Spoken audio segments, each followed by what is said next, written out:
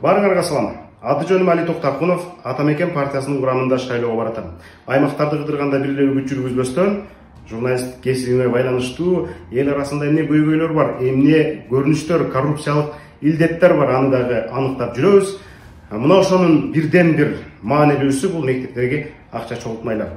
Майда сыяктуу көрүнөт, бирок 10дон, 20дан, 100дөн чогулган акчалар, ондогон миллион, 100дөгөн миллион сомдор кайда кетип атканы, кантип коротулуп атканы белгисиз. Ал чындап эле окуучулардын кызыкчылыгы үчүн жумшалып атабы, же болбосо мектеп директорлору сыяктуу майда чиновниктерди байытып жатабы?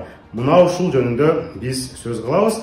Дегенде айта кетейин. Кыргызстанда 1 миллион 300 миңдин тегерегинде окуучу бар. Ар бир мектепте сөзсүз түрдө акча чогултулат. Мисалы, электрондук күндөлүк деген кирди. Орточо 30 сомдон чогулчат. Эми ушул 30 сомду 1 миллион 300 миңге көбөйтүбүз. Андан тышкары охрана, техничка дегенде 50дөн 150 сомго чейин чогултулат. Муну 1 миллион 300 миңге көбөйтүбүз. 65ден 200 миллионго чейин сом чыгат. Айына эле, бул бир айда. Андан тышкары копилка, мектеп фонду дегендер бар. 500дөн 2,5 миңге чейин чогулткан жагдайлар кездешет эми бул шаарларда.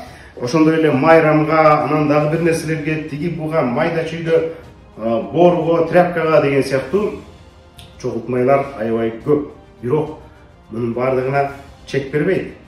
Бул иш аткарылды деген так жооп, так отчет жок. Миллиондогон, 10 миллиондогон акча кайда кетип атат?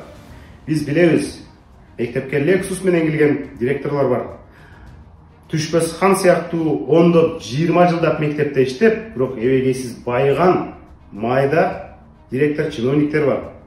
Алар эч кандай бизнес кылган эмес. Мына ушундай сиздердин колуңуздардан чогулган 5-10 сомдун негизинде абдан чоң байлык түптөгөндөр бар. Мектептеги коррупция акыры тыйылышы керек. Бул сөз болуп келатат, бул нерсе жаңылык эмес, бирок биз бекем туруп акыры аягына чыгарышыбыз керек.